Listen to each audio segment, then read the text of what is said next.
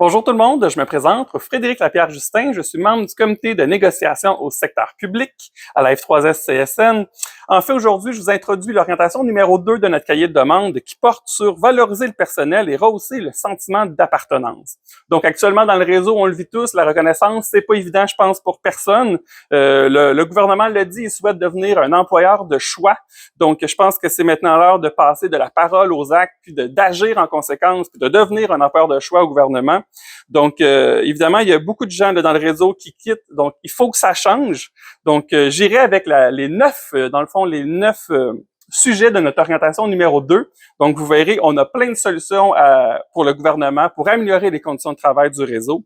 Donc, d'abord, il faut savoir que dans la convention collective, depuis 1964, il y a une prime d'ancienneté qui s'applique là, à certains types d'emplois. Nous, ce qu'on demande, c'est de l'améliorer, de la modifier, que cette prime-là devienne une prime de reconnaissance et que cette prime de reconnaissance-là augmente avec les années d'expérience et surtout qu'elle s'applique à l'ensemble du réseau.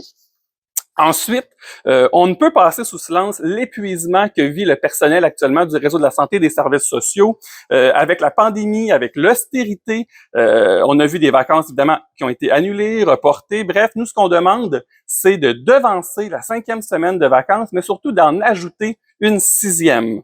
Donc voilà, aussi en termes de temps supplémentaire, donc évidemment, il y a énormément recours au temps supplémentaire actuellement dans le réseau, temps supplémentaire obligatoire, garde obligatoire.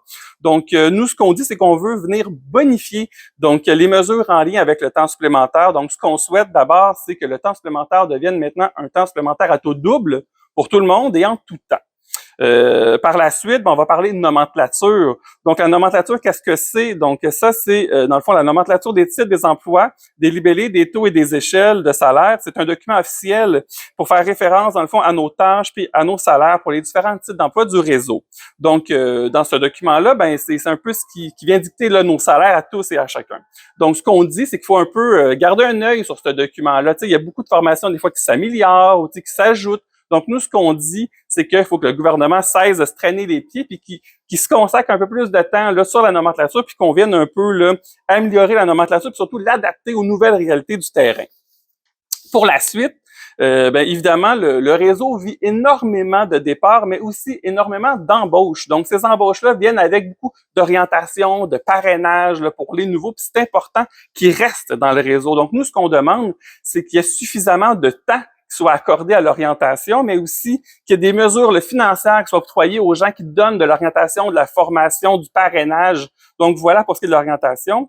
Ensuite, on va parler du manque criant de personnel dans le réseau de la santé. Il y en a partout. Ça, on est tous d'accord, mais il y a certains milieux qui sont plus, disons, touchés par la pénurie de personnel. Donc, je pense notamment au personnel qui travaille avec les troubles graves de comportement, donc les TGC, qui travaille avec les RAC, donc dans les milieux de longue durée, dans les milieux carcéraux, dans les soins critiques, dans le Grand Nord, dans les régions frontalières de l'Outaouais, mais aussi tout simplement les gens qui travaillent de soir ou de nuit. Donc, tous des quarts de travail ou des milieux qui sont plus touchés là, vraiment là, par la pénurie. Nous, ce qu'on dit, c'est pour ces milieux-là ou ces horaires-là, il faut trouver des mesures, là, les bonifier, en améliorer. Bref, il y a quelque chose à faire là, pour améliorer l'attraction de ces milieux-là.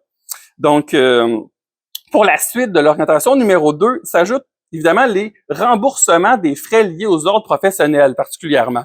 Donc, il y a beaucoup de nos membres qui sont malheureusement touchés par ça, donc ils doivent payer des ordres professionnels pour aller travailler. Donc, nous, ce qu'on demande, c'est que le gouvernement rembourse ces frais-là. Donc, pour nous, les employés ne doivent pas payer pour travailler. Donc, déjà, ça part de cette base-là.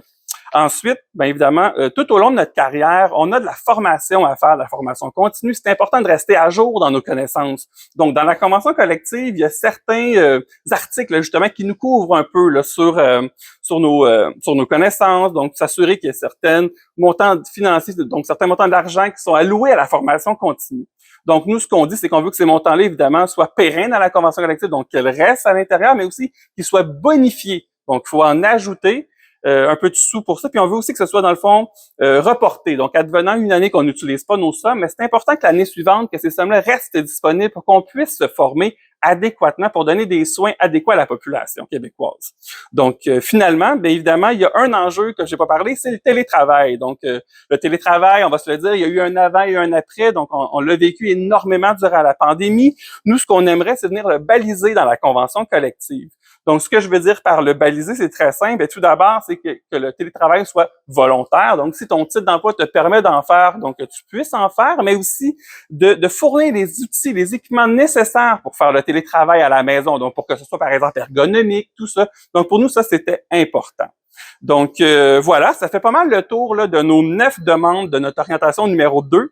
Ben, comme vous pouvez voir, là, on ne manque pas d'idées pour améliorer les conditions de travail du personnel du réseau de la santé et des services sociaux. Donc, on tend la main au gouvernement